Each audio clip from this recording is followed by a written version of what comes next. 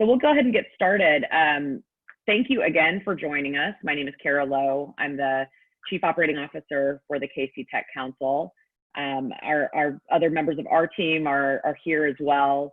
And we're really thrilled to welcome Jason Brome with CenturyLink to lead today's presentation around a safe return to the workforce that leverages technology and some best practices that he's picked up in his time as an enterprise architect, and certainly kind of through this new lens with coming back to work amid a pandemic. So he's done a lot of consulting and has made some great observations and worked with a lot of organizations to make these plans. So we know this will be an interesting topic and probably will prompt some questions. Feel free, we will also make sure that you have contact information for Jason and other CenturyLink reps at the conclusion of this if you have things that you'd like to follow up on after the presentation.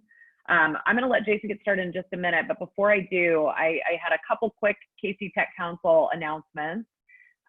We are excited to still celebrate the tech industry as part of our annual No Coast event.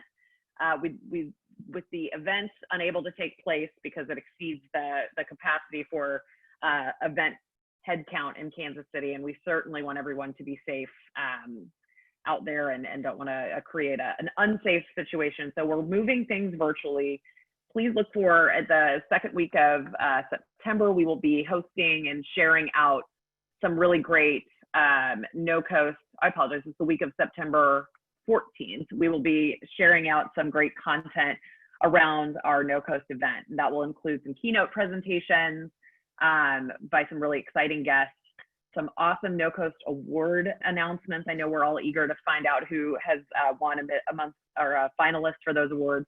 And then one other note, we are also going to be honoring some companies who have really stepped up during this COVID-19 pandemic to help create resources for our community, whether those are technology resources, healthcare resources, or just safety protocol, things in general.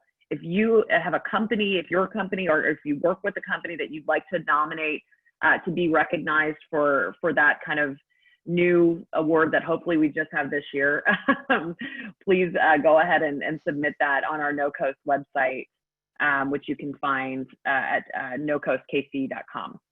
So without any further ado, I'm going to go ahead and toss it to our featured speaker today. We're so excited to have Jason Brome with us from CenturyLink. He brings 25 plus years of expertise in enterprise architecture and creating solutions within the telecom and IT industries. And he has some great info to share with us today. So Jason, the floor is yours. Thanks, Kara. Well, afternoon, everybody. My name is Jason Brome. Like you said, I'm the architect here at CenturyLink, so I'm the nerd. You can tell with all the gray hair and the plaid shirts, right? I haven't had any kind of fashion sense in quite a long time. So today, let's talk about a very interesting topic of conversation, right? Going back to work. We've all started pretty good at working from home now. You know, we're starting to be more comfortable on video. We're getting our unified collaboration tools are working quite well now, right? We've looked at how to deliver applications to remote workforces, all of those things, just in time to start looking at heading back into the offices where it makes the most sense. Will we ever go back to what normal was? I highly doubt that, but will we go back to something that makes sense? I hopefully believe that. So one of the things that we're finding as we're having these conversations with a lot of our customers and a lot of businesses around Kansas City and in other cities is, what does it mean to go back to the office, right? Every time I turn around, every time I turn on the television, there is a new discovery, there's a new compliance, there's a new, Department of Health, public health order, so on and so forth. And so one of the things that I find most challenging is that, we can design technology solutions to match requirements, but one of the hardest things we're finding right now is, what are the requirements? So as we start to talk about these conversations, I threw up a slide up here that has some recent Gartner conversations that have been going on since April and May and June. And they're talking with legal representatives of companies and leadership within the legal departments of companies, and they're also talking with leaders inside of the human resources department within companies. And so what we're really finding, if you read some of this information, right, there's a lot of confusion, there's a lot of concerns, and there's a lot of folks saying, what can we do? What should we do? And so we as technologists will play a role in that, but we're not, going to do this in a vacuum. And so, when we have this specific conversation with our companies and our partners and our customers, what we're finding out is that the company needs to define what they're planning to accomplish by re-entering the workplace. And that's not a conversation that can happen at the technology level. That's not a conversation that can happen at the HR level or the legal level. What we're finding is this happens at the boardroom or the leadership level of the company, right? So different departments within the company are involved in determining what does reentry look like. That's 8 representatives from human resources, legal. Those are the big 2 I've mentioned so far. The other ones though is, company operations, the safety department. If so, if you have a field staff, we at CenturyLink have a large field operations staff, right? And IT. So bringing all of those disparate organizations within the company together, and also, the C-suite, right? The CEO, COO, those folks saying, what do we want to do? And those conversations may change based on what industry you're in. Right? There are industry-specific concerns that need to be addressed.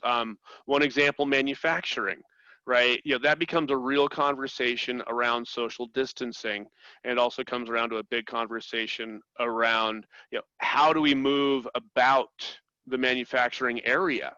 I think you've seen, not newspaper articles, but TV commercials and online advertisements about how Amazon is doing different things, and you'll see their commercials where they've got the person looking at thermal imaging cameras and the like.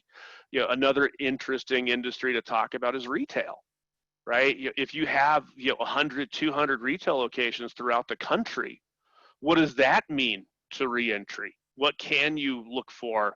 What information can you gain from what's going on in your retail locations? Another interesting industry is supply chain, right? Warehousing, cold storage versus warm storage in the food industry, supply chain from a delivery perspective and delivery trucks and all of those different things. How does enterprise reentry work for all of those things? Then you also need to take into account the different locations that you have inside of your business, right? The conversation around what do you use from a technology perspective in a warehouse setting where you've got very few people, but hundreds of thousands of square feet. When you talk about a distribution center where you may have hundreds of thousands of square feet, but when they are actually loading the trucks and building the bundles to load into the trucks, there's a high concentration of people very close together in very specific parts of the building. Then you look at corporate headquarters, right? Corporate locations, the office scenarios. Yeah, that's probably an easier one to do social distancing because you say, okay, every 3rd cubicle is now open. But what does that mean from a technology perspective? Now, when you've had everybody's had their own phone in their own office for so long, are you going to move every 3rd person somewhere else or every 2nd person somewhere else? Or are you going to become a hot desk area where you've got just general technology sitting on an open cubicle and everybody walks in with their technology and begins to use it? Does that work based on the scenarios you had when you were working from home? Try to think about how that works. Network operations centers, right? We at CenturyLink run multiple very large network operations centers around the globe. And we had to take all of that into account because not only did we, have those operations centers, re-entering, we also had to run those as essential locations during the pandemic for the last several months. What do you do on 24/7 locations, right? What do you do with shift workers? So there are many different concerns that the leadership of the company needs to address from a requirements perspective. Once we can address the requirements and what a successful reentry looks like from a company perspective, then we can start to look at the different technologies that are available and the different data points we can pull in from existing technologies or new technologies to be able to be leveraged, to be able to be run inside of the business. So let's look at some of the different technologies that we can use to accomplish this work. Hang on real quick. Let's go up a little bit. I actually put the slide in backwards. Okay. So on the right is an example business location, right? That could be a retail location. That could be a distribution center. That could be a different things, right? But you see the people moving around in there. Some of them are green, some of them are blue, right? But on the left-hand side are people, right? So you have people here. Let me just make sure that's active window. Okay. You've got a person there, right, that has a unique identifier. Now that unique identifier may come off of a mobile device. It may be a unique identifier that is assigned by a system to identify that person.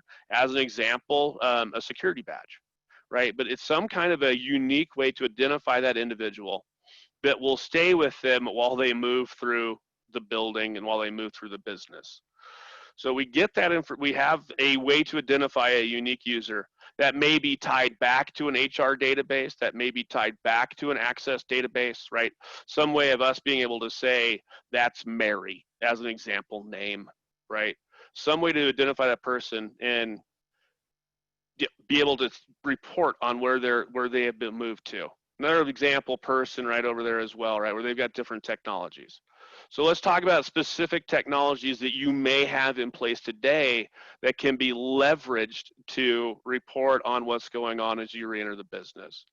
In this green box, you see a number of icons. They are representative of different types of data we can collect. So on that far left-hand side, that's an Access security badge, right? I'm going to have my security badge as I walk into my offices within CenturyLink, right? I'm going to badge in, I'm going to badge out.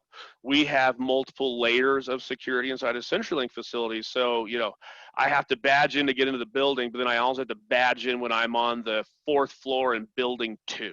Right? So we can start to track people as they are moving throughout different facilities to be able to see what's going on, right? We also can track how many people have entered within a time frame. But literally what this is a data point. So what we look to do with CenturyLink with our reentry programs is to be able to collect data points and be able to collect data on the users that will then be sent into a data cloud or a data lake.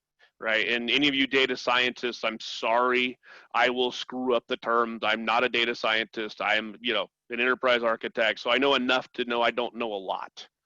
But they will be put into a data warehouse, and so that we can begin to, run artificial intelligence, be able to run queries, be able to start to look to see what's going on in a business based on these data feeds, right? So badging being the first one, and the most common one we're probably going to find in a corporate setting. Right? The second one next to that, Wi-Fi. Right? One of the most wonderful things in the world from a security aspect is that everybody carries one of these now. Right? And I am as guilty as the next person, and I'm supposedly a security engineer, but I will leave my Wi-Fi on even though I'm not using it. I will leave other services on when I'm not using it. And so those pings, those beacons will start to also give us another data point. These become more prevalent in non-corporate environments, retail as a shining example, right? Where do hey, I know this unique MAC address of this Wi-Fi, card in a telephone has entered my store. And I'm starting to track that unique identifier as they're moving through my store, as they're moving from wireless access point to wireless access point.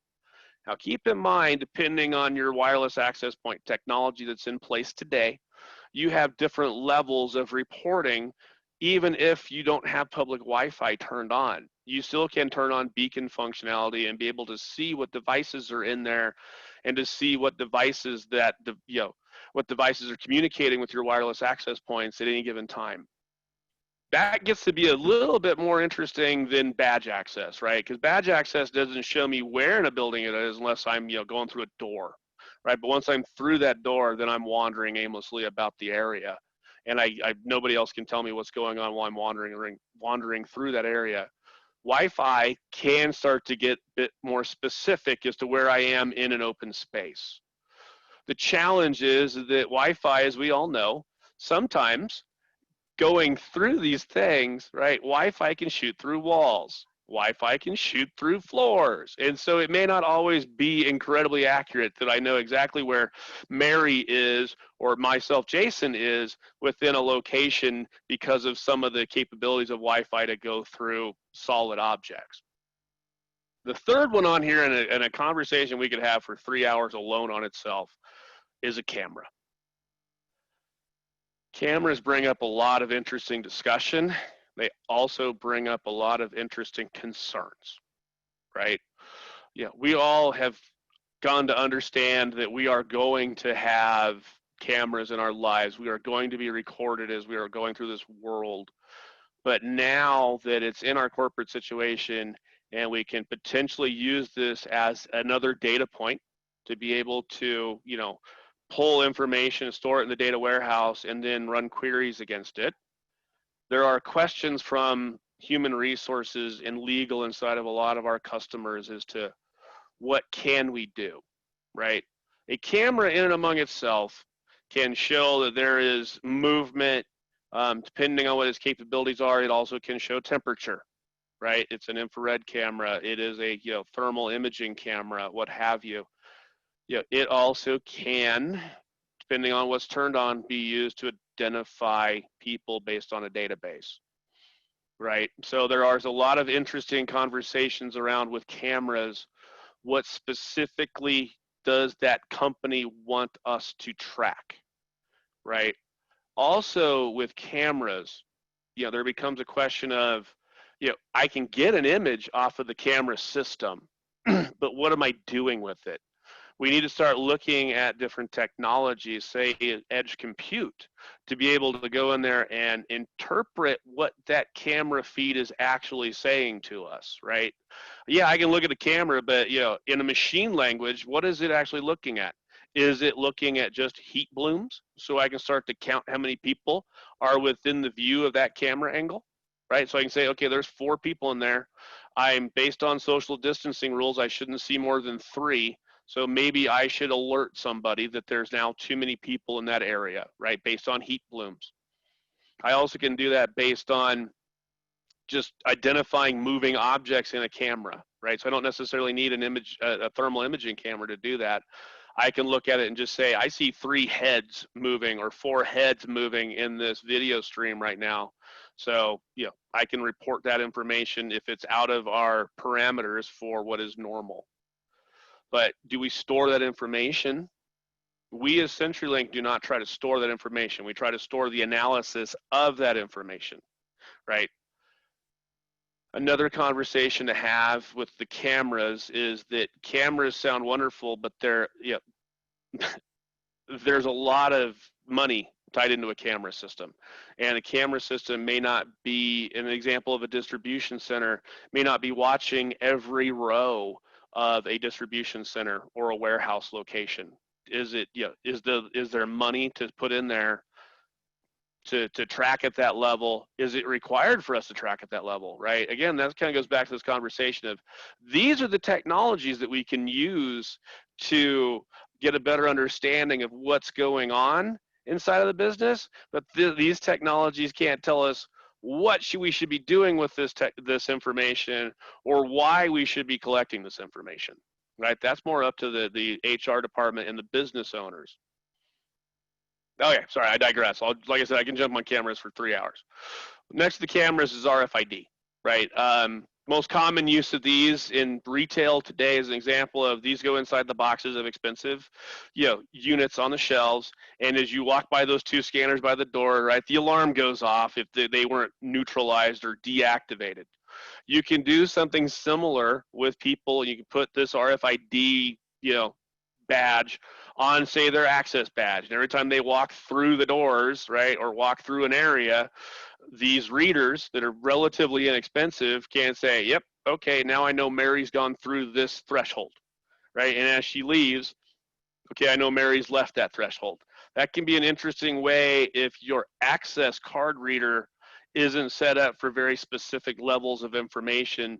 That is a relatively inexpensive way to deploy a person counter, right? Or, you know, an employee counter, right? Because if you don't have an RFID badge, it's not going to go off. But if you want to give everybody an RFID badge, then you get it. The final really big technology that we find customers have in place today is Bluetooth, right? Again, these devices are wonderful and scary all at the same time for privacy concerns. But, you know, same person, right? I have my Wi-Fi turned on at all times. I have my Bluetooth turned on at all times because I'm lazy. Let's just call it what it is. But I can put out Bluetooth beacons within the environment that can very quickly track. And with the very limited range of Bluetooth, I can get fairly precise within a room of who's in there at any given time. And that doesn't require me specifically to know each individual user's name, but I can just track the number of people. So we take all those technologies, we dump it into our data lake, and then from there we run the queries, we run the analysis, and then we can present it back to our customers via a web portal, right? And not only can a web portal just report, it can also do historical reporting, right? It can store all the raw data of all of these unique identifiers that we're using to track individuals or track individual employees. We can report all that information back in not only real time, but historical.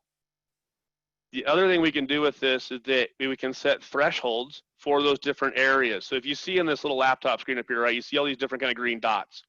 Let's say those are people. Right, and that's where, based on our analysis and based on our AI, we think those people are in those locations at this moment in time. Is that too many for that area?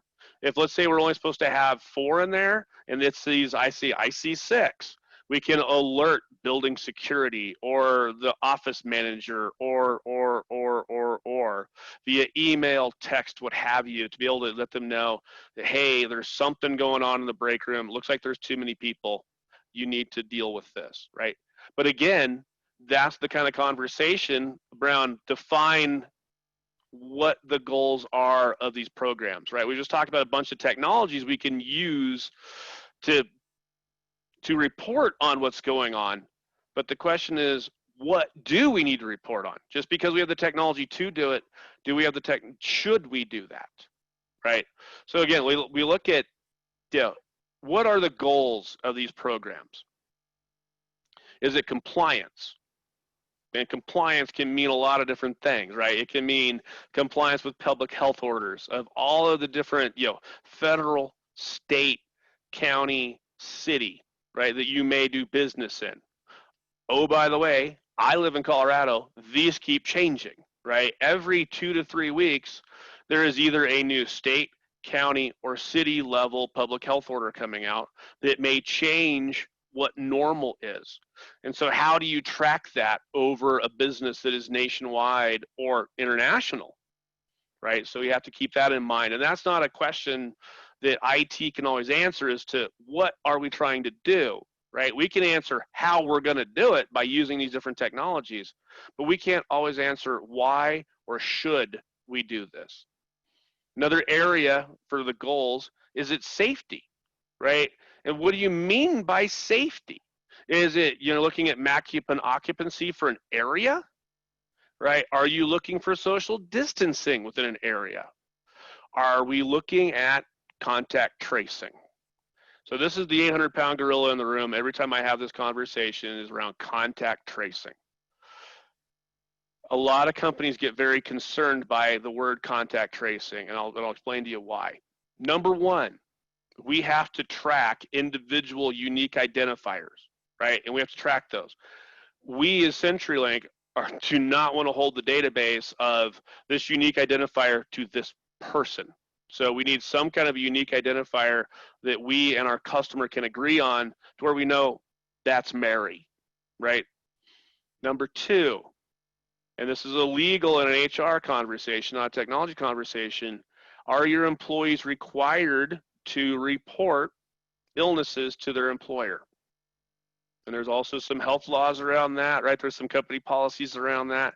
You know, is Mary going to tell us if she tests positive for COVID-19 as an example, right? Or any kind of a communicable disease that needs to be reported? Will the business know, right? And if she does report it, now we'd go into the forensics of our systems and be able to say, okay, here's where everywhere Mary's been for the last 2 weeks, right? Or the last 7 days, depending on what the public health information is at this moment, how far back they want to try to do contact tracing. Also, does Mary have a mobile phone with location information turned on? That may be another conversation that Mary has to have with her employer or with the public health office as to where she's been, because we can track where she's been at work, but what about the other, 10, 12 hours of the day? Another conversation around safety that stirs a lot of conversations. I've hit on it, but again, like I said, we can have a 3-hour conversation around it. Temperature checks. Right? Thermal imaging cameras have gotten very good in the last several years. And as you can imagine, with the COVID-19 pandemic, there are new technologies being released almost weekly by different equipment manufacturers on how to do thermal imaging and rapid temperature checks. So, right, in conclusion from all of this stuff we're talking about today, right, what specifically do we want to think about? Once those goals and requirements and decisions are made at the corporate leadership level, then we can identify technology in use today or potential new technologies that can be deployed to enable those policies and goals to be carried out, right? That's the big thing I want to make sure everybody understands here, is that a lot of times we're getting this conversation, and I hear the conversations with directors of ITs that come down from the CIOs or network managers, what have you, in the different businesses, that said, somebody came to me from leadership and said, what can we do about, enterprise reentry, or what can we do about contact tracing? The question I see most often from the network managers is that they don't even know how to push back or have the conversation to say, hey, we can do these things, but as we have a company decided what we want to do with this information or what we are required to do with this information. That's one thing that I don't think IT can effectively answer on its own and will require conversations with the business to be most effective. And with that, I'm going to stop talking, look over at the questions. Okay. We are, Yep. It's open now for questions, guys. If you have any questions, I had a couple that I wanted to kind of tee us off with, if that's all right, Jason. Sure. Okay. So you mentioned temperature checks. Mm-hmm. That has become something I think all of us have become more familiar with, of the style of how we're capturing body temperature. What are some of the pros and cons around thermal imaging for temperature checks versus your regular kind of thermometer? Do with a thing in his hand. Okay. So this is a very simple question with a very complex answer. Some of the pros of thermal imaging, right? The great news is the new thermal imaging technologies that are out there, and if you get bored, Google thermal imaging right now in COVID, and you're going to get the phone book back. But it's very easy from the latest ones. You don't even have to stop walking, right? You can be walking into the office, and there's this little box over here in the corner that just is got a green light or a red light on it. And as you're walking by, it turns green, and you keep walking. If it turns red, it's going to want you to stop and talk to it, or go to a regular temperature check. So it's incredibly convenient. There are a lot of questions about security and tracking with these thermal imaging cameras, because they're cameras, right? If anybody watched the Minority Report, as an example, right? They were looking at everybody's irises in their eyes. Well, this is looking at your full face, and the technology exists to be able to track faces and do facial recognition.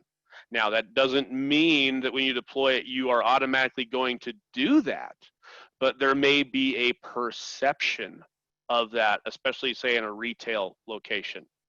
So yeah, the pros are of thermal imaging. It's simple, it's fast, it's unobtrusive, right? Versus queuing up in front of a business or in front of the corporate headquarters, while 1, 2, 5, 10 people are out there, holding a no-touch thermometer or holding a thermometer and taking everybody's temperature manually, right?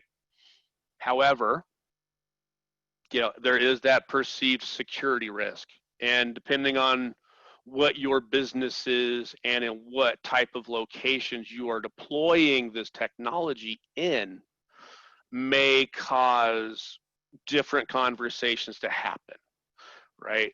Another thing to keep in mind is that a lot of facial recognition software, and I can't believe I'm saying this out loud, if you're the FBI, I'm sorry, a lot of facial recognition software these days requires a full face shot to be able to identify somebody.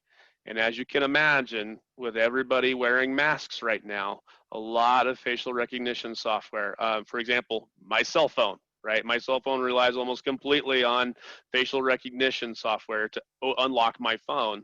I can no longer unlock my phone because I have a mask on, right? So if you look at purchasing some of these newer thermal imaging cameras and you want to look at potentially doing facial recognition, maybe in a retail location, right? So you can start to see return visitors and return customers to be able to, give them a differentiated service, right? Not every facial recognition software is nefarious. There are some very good, very legal uses of facial recognition technologies. But with masks on, you could radically decrease the hit rate of facial recognition software. And a lot of these thermal imaging solutions can also do facial recognition. There is one thing I did forget to talk about. Sorry, Kara, I'm going to jump into this real quick. One of the questions we also get asked from our customers a lot is, if I have to invest in new technologies for enterprise reentry or for workforce safety or for this new normal, when the pandemic is over, and we all hope it's a win, and it hopefully is very soon, what can I do with this technology? What can I do with this infrastructure that I may have had to purchase because the business requirements demanded me I went to cameras, or I went to Bluetooth beacons, or I've developed a mobile application for my employees, or I've rolled out RFID readers, right? Are there ways to reuse this technology in other ways across the business once I'm no longer having to report for compliance or for safety reasons? Different technologies are going to have different answers, right? Cameras, right, are probably the one of the largest initial outlays, and thermal imaging cameras being even more so. But how do you reuse that technology so that it has a business benefit after the pandemic? Well, I mentioned, facial recognition in retail, right? I also mentioned previously, right, distribution warehouses and looking at workflow analysis and being able to watch how people move throughout a business, right? Or how people move throughout while they're doing their tasks. My father-in-law was an efficiency expert at a manufacturing company for 40 years. And it was amazing to talk to him about, in whatever widget they were building, how he'd spend, 6 months analyzing how somebody did their job and realized, if we raised him up 2 inches with his right leg, he would save like 17 steps or something like that. But over the course of a 10-hour shift, those could be transformational changes. So we're starting to see a lot of these technologies potentially being used to be able to do workflow and workforce analysis from an efficiency perspective and from a safety perspective and from a just how do you get through your day perspective and be able to find efficiencies there. So that's been an interesting conversation we've been having with customers, is what happens when this is over? Can we just throw all this away that we just spent all this money on, or are there ways to use it moving forward? Okay, back to you. Yeah, No, those are great tips. And I think, for companies of various sizes and budgets, it's important to take that into consideration. So I'm curious about companies that may have kind of a public and private element of access, right? So think about a retailer for sure, or even a bank, or, an office that has appointments coming in on a frequent basis. Do you see there being two different strategies to implement, one that's more focused on the employees, one that's more focused on the general public? Or are there things that can kind of work in tandem between those two communities? So let's pick on a large company there in Kansas City, H&R Block, right? So they have corporate facilities downtown, but they also have thousands of retail locations or where customers are coming into. So in a corporate facility, right, you'll have the badge access readers, you'll probably have some level of Wi-Fi or Bluetooth, so you can use all those checks. But as you move into your retail locations, would it make sense to do other things? Maybe, as one example, you deploy thermal imaging cameras into your retail locations. So number one, you can check the temperature of, people coming in for assistance with H&R Block, right? And they can, report on that. And this is by no means what H&R Block is doing. I'm just saying as an example, as a large company there in Kansas City, they can report on that and say, okay, we know nobody's come in the last 3 days that has had a high temperature, right? So it can be an employee safety thing, and it can be a good thing to keep their employees safe and healthy, right? So, but we can take all those different feeds from all those disparate types of locations and all the disparate technologies that may be deployed in corporate locations versus a retail location versus a hybrid location, and be able to report on that through a single platform or a single pane of glass. But we're going to be looking at different things, and we're going to be alerting on different things based on the role that location provides. Gotcha. All right, I've got one more question for you. Okay. We're hearing a lot of companies that we're working with either creating apps for their own use or for clients' use to aid in their contact tracing. There is not a one-size-fits-all solution for these things. But what are some of the common traits that make for a good application, a first-gen application to, handle contact tracing, identify individuals as needed? What are some of the key things that need to be put into those? So one of the first questions we always ask is, would you like them to agree to some kind of acceptable use? Right, so that the individual employee it's going to be required they download this application, that the acceptable use of the information that's going to be collected from them is clearly stated in the acceptable use part of the application, right? And it's easily referenceable by the employee at any time, right? That's kind of piece number one, to let them feel more comfortable with a company application being loaded on, say, maybe a personal cell phone. Number two, there needs to be a way to identify that person, right? There's going to be a unique identifier built into an application that we can write for you, but we need to associate that with the user, right? So again, Mary, right? Mary's going to have to tell us at some point, hey, I'm Mary, and here's my email address, right? That information needs to be stored somewhere very securely. The third part of the application that we've seen a lot of our customers integrate is, any of you have kids will probably have been through this, right, of the questionnaire that you get every day before the kids go back to school, or the questionnaire that you answer every time you go to the doctor's office, or right, the new normal, right? I have to answer a questionnaire that says, in the last 2 weeks, no, I have not been exposed to someone. In the last 2 weeks, no, I have not traveled out of the country, right? All those questions get answered. We like to integrate those into an app. And then based on, say, location settings on the phone, we can tell when they walk up to a business location, and we can prompt them to answer those questions. Those are probably the main three things we're seeing in the mobile apps as they stand today. But these mobile apps we can write can become the initial framework of an employee application that moves forward with the employee and with the employer, right? That can then start to integrate it into the HRIS system. It can be integrated into payroll systems, right? The possibilities are limitless as to what we can do with those applications, but what we're finding is a lot of our customers don't have an internal employee application today. And the pandemic almost becomes the launching point to build that application. And then we're starting to talk about what is phase 2, what is phase 3, what is phase 4 of this mobile application for employees. Right, right.